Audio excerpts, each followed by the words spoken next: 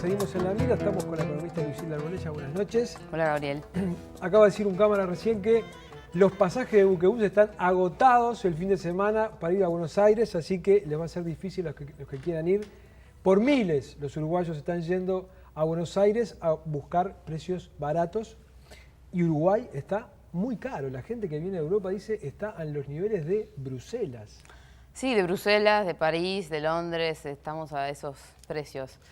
Y un poco ver el por qué está caro. Primero empecemos, cuando hablamos de Uruguay caro, siempre lo primero que se dice es, bueno, el precio de los commodities está alto y esto ha sido un poco lo que fue el motor impulsor de todo esto. Los commodities, los precios internacionales de los bienes que se venden en los mercados internacionales. Exactamente. De los que Uruguay se ha beneficiado mucho, pero también esto tiene la contracara de que nosotros también ahora estamos ajustando y tenemos costos muy caros, porque algunos de estos commodities también son subproductos para Uruguay, digo, y se importan para producir nuevas cosas. Entonces, bueno, por ese otro lado también enfrentamos costos muy caros. Tarifas públicas caras, porque no solo está la soja cara, la soja hoy está en $520 la tonelada, por ejemplo, en el 2005 estaba 200. El petróleo está caro, entonces ahora, bueno, las energías están caras, la electricidad está cara, está al doble en dólares. La vivienda está cara porque además, como no hay otros lugares donde invertir, la vivienda ha sido un punto, digamos, de atracción para la gente que tiene dinero. Los salarios han ido subiendo también.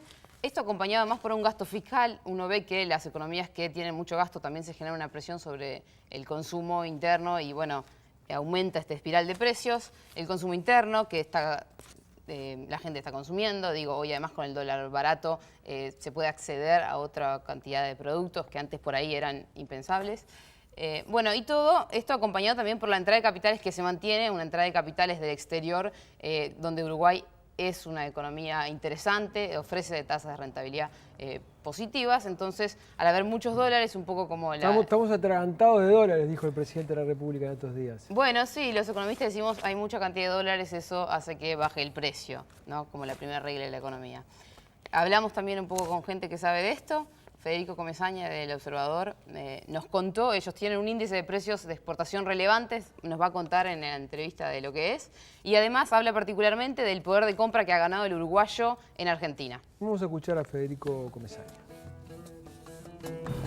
Lo que vimos es que la estructura de exportación que tiene Uruguay hoy se encuentra hoy en sus mayores precios, digamos, en términos reales, desde 1978. Esa es una buena noticia. La mala noticia es que esos precios de ahora en más, de acuerdo a las perspectivas actuales, son que van a tender a caer. O sea que los precios más altos ya los vimos y ahora vamos a tener una desaceleración y una caída, como la venimos viendo en lo que va del año, y eso se va a postergar en el tiempo. Es difícil que volvamos a alcanzar precios como los de 2012. Si bien dijimos alcanzaron ya su máximo y van a caer, se van a estabilizar en niveles no muy diferentes a los actuales. La caída no va a ser muy pronunciada. De hecho, vamos a estar en un nivel de precios en los próximos años similar al de 2007, cuando considerábamos que eran precios excepcionalmente altos. Si uno ve qué rendimiento en pesos uruguayos le daba al exportador los precios altos de las materias primas, hoy prácticamente ya la baja del dólar hizo que nos comiéramos todo ese rendimiento. Entonces, si el dólar bajo en su momento ayudó a que la inflación no siguiera aumentando, no siguiera acelerándose, eso ya no lo vamos a tener. Lo más importante es que nos encarecemos en las actividades que más generan valor agregado. Si decimos que tuvimos que bajar el tipo de cambio, ser menos competitivos en los últimos tiempos por un problema de inconsistencias un poco en la política macroeconómica, entonces ya digamos que el impacto va a ser la especialización. Seguimos exportando lo mismo que antes, diversificamos mercados, pero no logramos, digamos, generar nuevas actividades de mayor valor agregado, que son las que estamos penalizando por esta política. Si nosotros vemos, por ejemplo, un indicador que armamos nosotros, es el poder de compra de los uruguayos fuera del país. Si vemos en los últimos 12 meses finalizados en marzo, hay un aumento del poder de compra de los uruguayos fuera del país de un 25%, cuando en Uruguay los uruguayos pueden comprar nada más que un 3% más. Nosotros lo que hacemos el seguimiento es de los países más relevantes para Uruguay, es decir, vemos en dónde los uruguayos gastan su dinero en el correr del año y en función de eso, bueno, sacamos las cuentas. Bueno, en Argentina a marzo acumulamos un aumento del poder de compra de un 32% y si agregamos en los últimos meses a través de lo que fue la baja del dólar paralelo, nos implicó a los uruguayos un aumento de 17% adicional del poder de compra en Argentina. Es decir que en un año 48% aumentó el poder de compra del uruguayo en Argentina. Contra Chile tenemos un aumento cercano al 10%, contra Paraguay algo parecido, un 9%, contra Estados Unidos aumentó un 13%, respecto a Europa aumentó un 15% más o menos. Entonces vemos, respecto a los destinos relevantes, el aumento del poder de compra de los uruguayos es importante porque en Uruguay el aumento del poder de compra de los uruguayos fue apenas de un 3%. Bien, ahí tenemos a Federico Comesaña, periodista del Observador, y vamos a ver una gráfica que de alguna manera pinta esto que decía Federico de la capacidad, cómo ha aumentado el poder de compra de los uruguayos. Esto es una canasta hecha por el Centro Comercial de Salto, que ellos evalúan una canasta en Argentina en algunos supermercados y en Uruguay, puntualmente no solo en Montevideo, sino también en el interior, que esto vamos a volver un poquito después. Bueno, y esta es más o menos la comparación.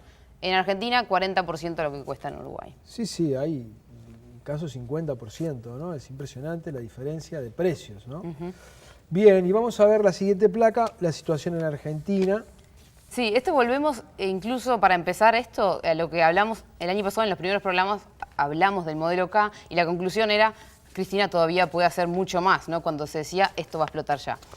Si bien hay quienes dicen que estamos en lo último de Argentina, la verdad es que yo no lo sé, pero sí es verdad que ha hecho mucho entre el año pasado y y sí, pero hay cosas que siguen. Continúa lo que es la baja de las reservas del Banco Central de Argentina, pasó los 40 millones, hoy está más o menos en 4 veces lo que es Uruguay, que eso es muy poco, en mínimos históricos para Argentina. Las trabas a las importaciones continúan, por supuesto que, y además son trabas a las importaciones que no afectan solo al exportador uruguayo, sino también al mundo entero, ¿no? Porque acá parece que esto viene solo para nosotros. Un control de divisas que todavía permanece, los argentinos hoy no pueden tener dólares prácticamente, uno no consigue dólares salvo en el mercado paralelo. Una mega emisión de pesos argentinos porque como además Argentina no consigue dinero, no consigue préstamos en los mercados internacionales, ni la gente le presta, la emisión es como la solución para este gasto, este déficit fiscal que tiene Argentina. Bueno, y es un poco lo que hacen a través de la emisión de moneda argentina. La brecha en el mercado cambiario, que ha sido un poco volátil, justo esta semana pasó de 9 a 10, hoy volvió al 9. El famoso dólar blue o dólar... Exactamente, el dólar paralelo. Que es además, digamos, el que usa el común de los argentinos hoy en día y el que los uruguayos vamos a buscar.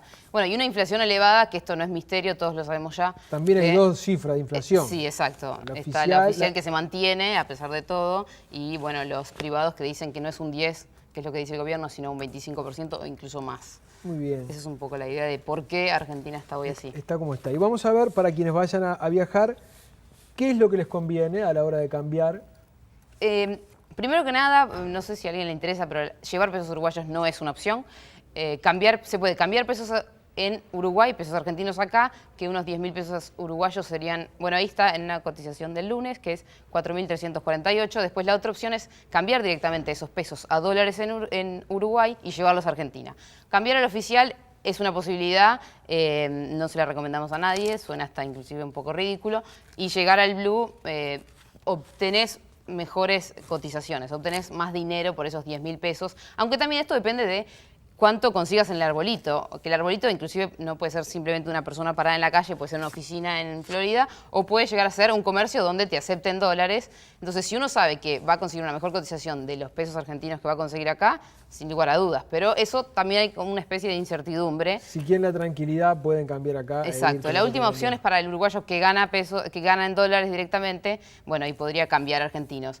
Y puntualmente me gustaría culminar diciendo que en realidad no es tanto por la diferencia, lo que gana el uruguayo no es tanto en la diferencia en si cambian a Uruguay o si cambian el arbolito, sino por esta devaluación técnica que tiene efectivamente Argentina, porque digo, hoy uno ni piensa en el dólar oficial. Y además, digamos, el efecto que tiene esto no es solo en las familias que pueden ir un fin de semana a Buenos Aires y comprar un vaquero o comprarse algunas cosas, sino puntualmente en ciudades fronterizas, por ejemplo, del Uruguay, en lo que es Salto, en lo que es Paysandú, que se genera un bueno, que puede generar contrabando y además un consumo en la orilla, ¿no?, argentina, porque es sencillo. Eso es permanente desde todo el año. Exacto, es la vida cotidiana.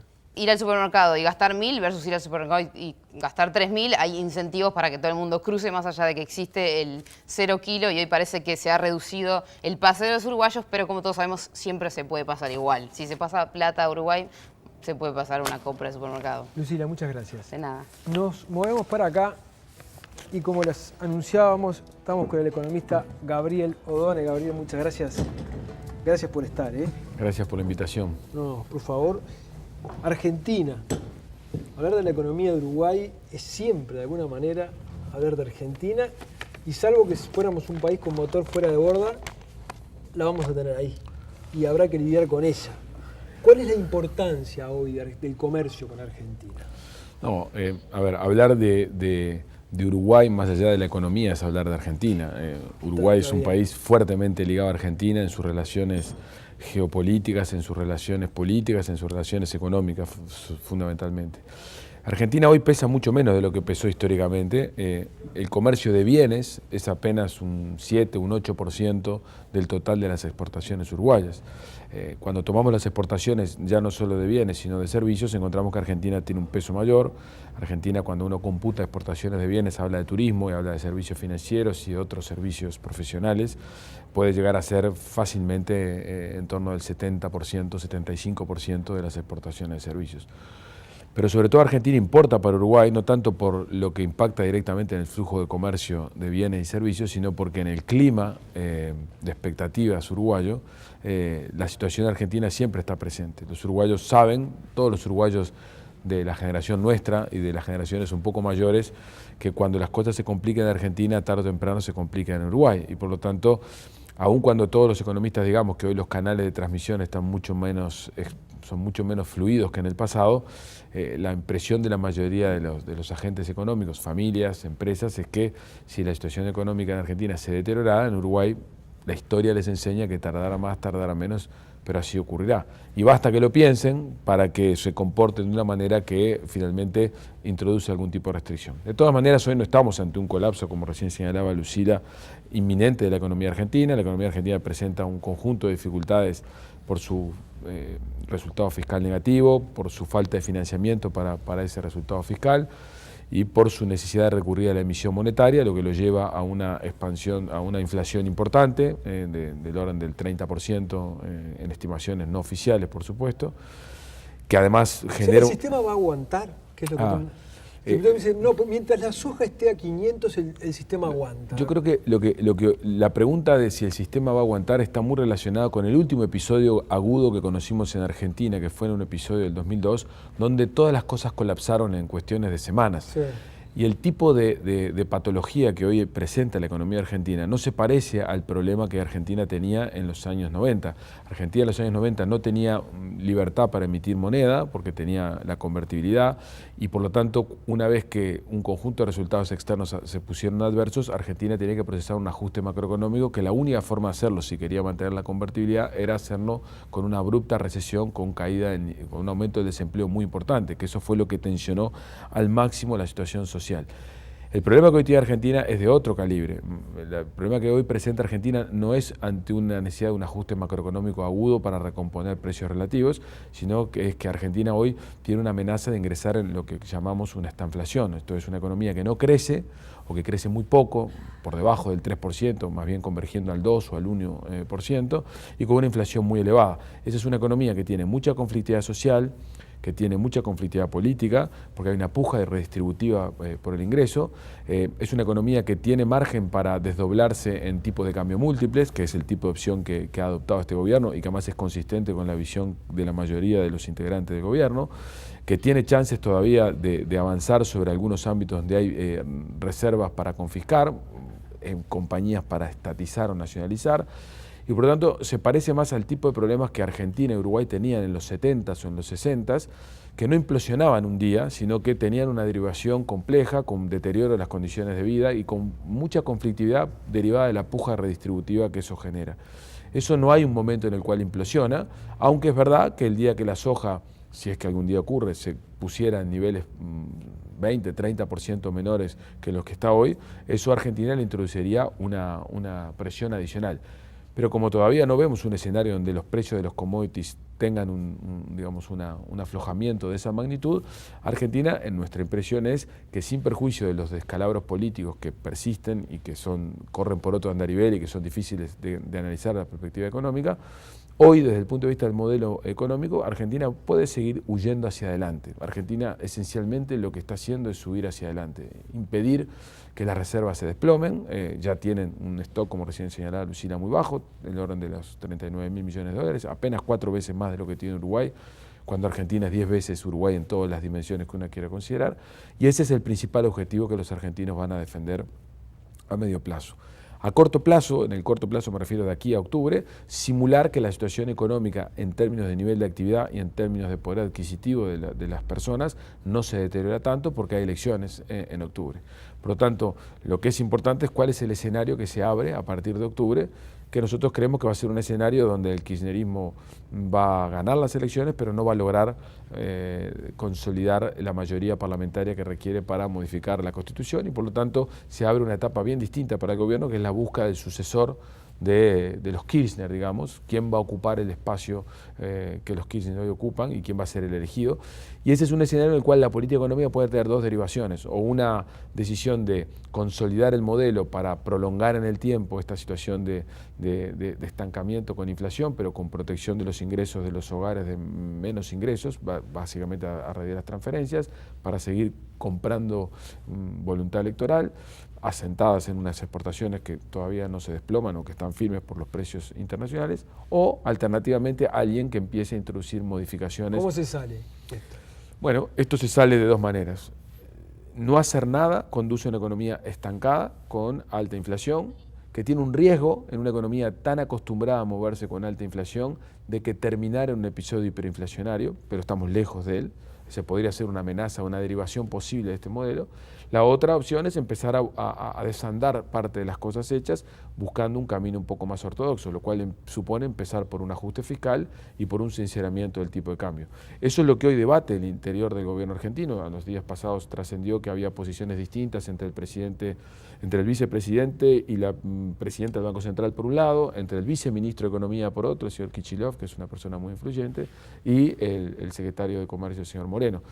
Quien predomina en esas tres visiones va a determinar cuál va a ser la derivación, si hacia una posición un poco más ortodoxa, que es la que defiende el vicepresidente Boudou y la presidenta del Banco Central, o hacia posiciones, si se quiere, más heterodoxas y mucho más discrecionales, que son el otro extremo del espectro, que es el de la visión de Moreno. Ahora, Gabriel, vos hablabas hoy de esos factores psicológicos que juegan con Argentina, ¿no?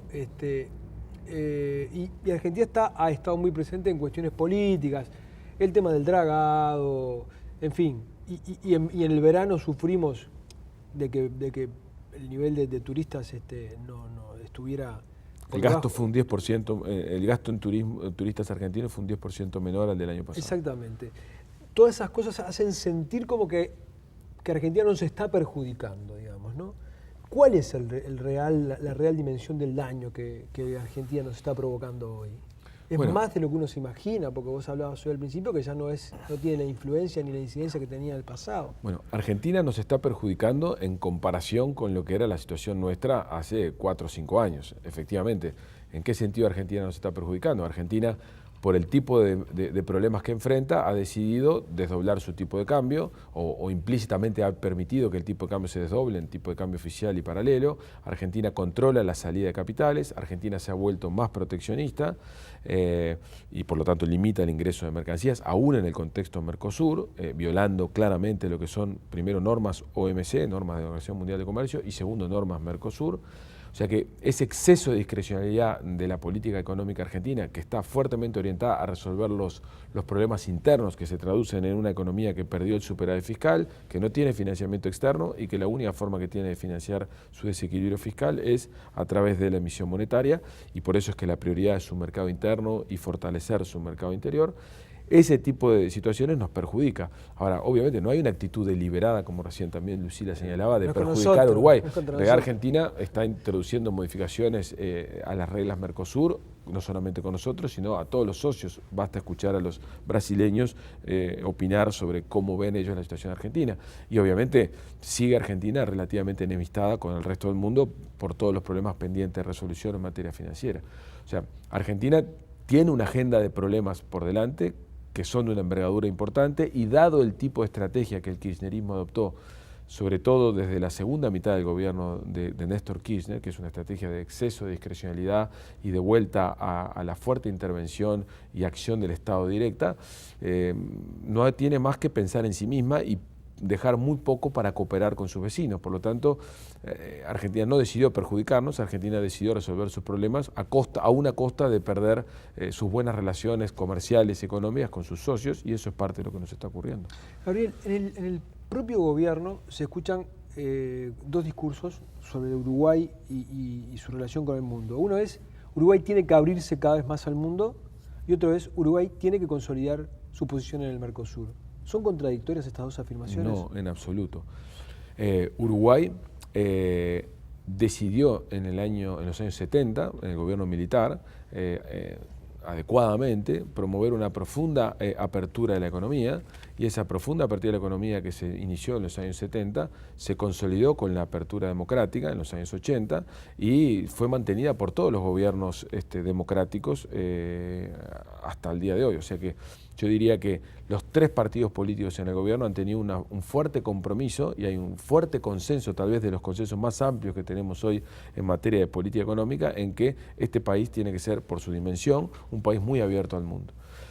La estrategia desde los años 70, y no fue cambiada desde aquel momento hasta ahora, siempre fue que la región era nuestra principal herramienta de apertura al mundo. Los los acuerdos comerciales con Argentina y Brasil de los años 70, el PEC y el CAUCE, renovados en los 80, que son los antecedentes del Mercosur, más el Mercosur, siempre fueron la decisión de la voluntad política uruguaya, es nosotros vamos a insertarnos exitosamente en la región, porque la región nos va a permitir aprender, nos va a permitir producir o comerciar en mercados más grandes, y sobre todo nos va a permitir, bajo el paraguas de economías grandes con capacidad de negociación a nivel global, abrir otros mercados. Y esa ha sido la estrategia que Uruguay desplegó, insisto, de manera ininterrumpida hasta nuestros días. El punto está en que esa estrategia encontró un relativo grado de agotamiento ya a finales de los 90, y particularmente con la eclosión de la crisis en 2001-2002. O sea, ya había problemas para que el Mercosur avanzara, porque hay un conjunto de asimetrías de tamaño y de poca coordinación de políticas micro y políticas macro entre los países, que hicieron que el Mercosur dejara de ser para Uruguay una fuente de dinamismo. No se había vuelto un obstáculo, pero había dejado de ser la herramienta que permitía insertarse de manera muy exitosa. Entonces, desde aproximadamente el 2004-2005, de manera cada vez más frecuente y con más importancia, discutimos si hay que salirse o hay que quedarse en el Mercosur, si hay que abrirse al mundo o no hay que abrirse al mundo. Y sigue siendo, desde mi punto de vista, una falsa contradicción por dos motivos. La primera es, no hay nada que nos asegure que salirnos del Mercosur nos va a suponer una inserción externa más virtuosa. Yo no conozco. Hoy me tocó estar en una mesa donde un miembro del gobierno me señalaba que sí existen, yo desconocía eso, aunque sigo teniendo dudas al respecto, que haya terceros países reclamando un acuerdo de libre comercio con Uruguay, o sea, dándonos condiciones de acceso preferentes como las que hoy tenemos en Argentina y Brasil. Por lo tanto, dado que no conozco que existan esas oportunidades, la región, si bien acepto que no es una herramienta para seguir mejorando, tampoco dejó de ser útil. Uruguay hoy canaliza un conjunto de bienes en la región que no vende al resto del mundo. El 87% de los bienes que hoy Uruguay le vende a Argentina son bienes de origen industrial, con escasa conexión agropecuaria. Perdóname que te interrumpa, porque ¿cómo inscribís en esto que estás diciendo el episodio que se vivió cuando Uruguay tuvo la oportunidad de ingresar a un tratado de libre comercio con Estados Unidos y Brasil se plantó muy fuertemente para que eso no ocurriera? Bueno, obviamente aquí hay, en una movida de esa naturaleza había consideraciones políticas tanto más importantes que las consideraciones económicas. Yo creo que en los temas de integración comercial y de integración internacional, los temas geopolíticos y los temas políticos son tan o más importantes que los temas económicos. Por supuesto, los temas económicos son los que le dan sustento y sostenibilidad al proceso de integración, pero la decisión política es clave. Era bastante esperable que un país como Brasil, que de alguna forma asume una cierta competencia de liderazgo regional con Estados Unidos en relación, sobre todo en los últimos años, no viera con buenos ojos que un socio comercial Mercosur estableciera un acuerdo con Estados Unidos. Y además, y esa es una de las razones por las cuales Brasil jugó papeles no dramáticamente determinantes, pero sí movilizó con el propósito de evitar que eso ocurriera. Y además, y por supuesto, la fuerza política en el gobierno en ese momento, el Frente Amplio, que accedía al gobierno por primera vez, integrada en un porcentaje importante por partidos políticos y por personas de una generación que crecieron al amparo de la creencia que Estados Unidos constituía algo así como el eje del mal. Y por tanto era muy difícil en la interna de la fuerza política del Frente Amplio pensar que era plausible alcanzar un acuerdo que supusiera, en principio, enemistarse con la región, aunque fuera parcialmente, y adherir a un acuerdo de libre comercio con el resto del mundo. Esa fue una oportunidad que se abrió para Uruguay. Nunca sabremos cuán abierta estaba esa oportunidad, nunca sabremos haberse iniciado el proceso de negociación, hubiera supuesto recorrer un camino largo, tortuoso, dificultoso, para el cual yo creo que Uruguay no tiene en cantidad suficiente, no tiene una estrategia, no tiene equipos preparados en condiciones suficientes como para poder jugar un partido de esas calibres. No, yo le planteaba en el terreno del análisis de decir, bueno, es una traba, puede ser una traba el Mercosur cuando nos querés, para dar un paso tan audaz. Yo creo que no hay un país en el mundo golpeándonos la puerta para hacernos socios comerciales nuestros, pura y exclusivamente no somos tan nuestros. Importantes. Somos muy insignificantes. Y entonces, dado que no hay nadie, la única oportunidad que aparentemente hubo fue una oportunidad probablemente jalonada más por razones de naturaleza geopolítica que por razones estrictamente económicas. Eso fracasó y no era muy esperable que pudiera avanzar. El país no estaba preparado para dar esa discusión en el momento que se planteó. En este momento no hay opciones abiertas, por lo tanto, lo que de alguna manera sostenemos algunos es que esta discusión de Mercosur sí, Mercosur no, es una discusión un poco estéril. En realidad es, pertenecemos al Mercosur, el Mercosur reconozcamos que no genera más beneficio hacia adelante. Eso supone que tenemos que abrir la cabeza para buscar opciones nuevas y buscar un camino alternativo, pero mientras no tengamos un camino alternativo que sea opuesto al camino digamos, que nos permite estar en el Mercosur, no tiremos por la borda del Mercosur, porque el 23% del empleo industrial de este país depende del comercio con Argentina. Son 48.000 personas eso. Es mucho. Es mucha gente. En 2 minutos, te voy a pedir que me expliques esto de que siempre dijimos que Uruguay era la puerta de entrada a la región y ahora deberíamos decir que es la puerta de salida. Es una figura que yo he intentado utilizar para un poco mover la discusión. Hoy me señalaba un colega, en realidad no son contradictorias, es correcto, no son contradictorias. Lo que simplemente que está queriéndose poner sobre la mesa es, desde el primer momento que ingresamos al Mercosur o a la integración regional, lo que Uruguay intentó vender en el mundo es: inviertan en Uruguay empresas que quieran acceder a los mercados maduros y atractivos de Argentina y Brasil, porque invirtiendo en Uruguay van a tener condiciones de acceso privilegiadas, porque formamos parte de un acuerdo comercial y porque somos un país estable, con reglas de juego claras, con sistema político consolidado, con rotación en el poder de todos los partidos políticos. Por lo tanto, invertir en Uruguay era una buena forma de ingresar con condiciones de negocios muy razonables en la región, con el Mercosur que conocíamos hasta ahora. El punto es que el proteccionismo emergente de los últimos 2 años, sobre todo en Argentina y también en Brasil, hace que sea muy difícil que Mercosur avance en las condiciones tradicionales. Por lo tanto, la pregunta es, ¿qué pasa si lo pensamos al revés? Esto es, ¿qué pasa si pensamos que la gran oportunidad de Uruguay en los próximos 5 años es ser la puerta de salida de la producción del Mercosur? En los próximos 10 años, la producción de alimentos del litoral argentino, del Paraguay y del sur de Brasil se va a duplicar, según lo que son los pronósticos de el USDA, los reportes del sistema norteamericano agrícola. Por lo tanto, esa duplicación supone que hay una oportunidad impresionante para poder canalizar productos desde la infraestructura que Uruguay puede desarrollar. ¿Qué pasa si Uruguay construye una infraestructura acorde para poder movilizar esa mercancía, además de toda la minería que surge de Bolivia y del territorio argentino, brasileño y uruguayo? Dado que Brasil y Argentina tienen fuertes restricciones fiscales y en particular fuertes restricciones de infraestructura, nosotros creemos, en particular Argentina, porque no tiene acceso a financiamiento, que no va a haber chance de construir la infraestructura necesaria en los próximos 5 años en la región, en el sur de Brasil y en Argentina, para proveer la salida de toda esa masa de Uruguay recursos. podría jugar ese papel. Y Uruguay tiene una oportunidad porque Uruguay podría, con su puerto de aguas profundas bien coordinado, bien planeado, entre otras cosas hay que pensar cuáles son las tiendas ancla de ese puerto de aguas profundas. No es solamente con producción agrícola, se precisa el negocio minero, yo creo que se precisa la energía alojada cerca de ese puerto. Armar un puerto que replique la situación que tiene el puerto de Montevideo. La mitad del comercio, del tránsito que tiene el puerto de Montevideo es comercio regional.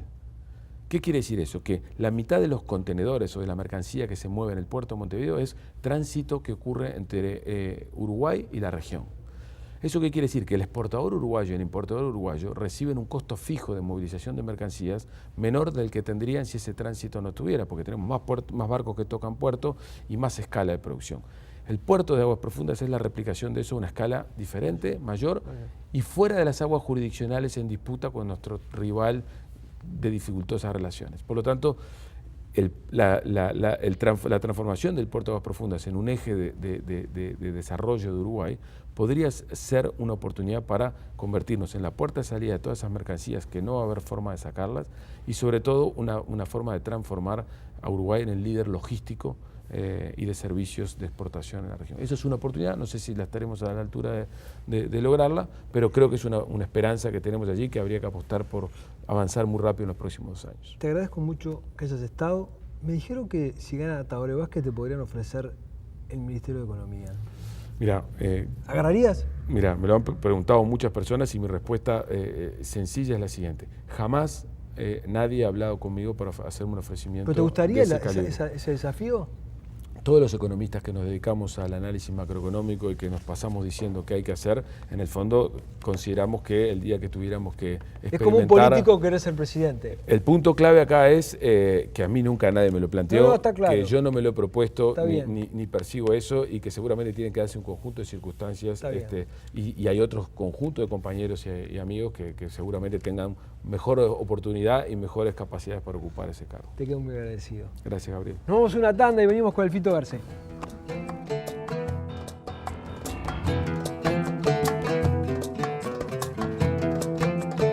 Presenta Jaume Iseré, su socio estratégico en comercio exterior y logística. Beneficia el plan de soluciones de salud, seguridad y servicios más completo del país. Catunasi, terminal especializada de contenedores del puerto de Montevideo.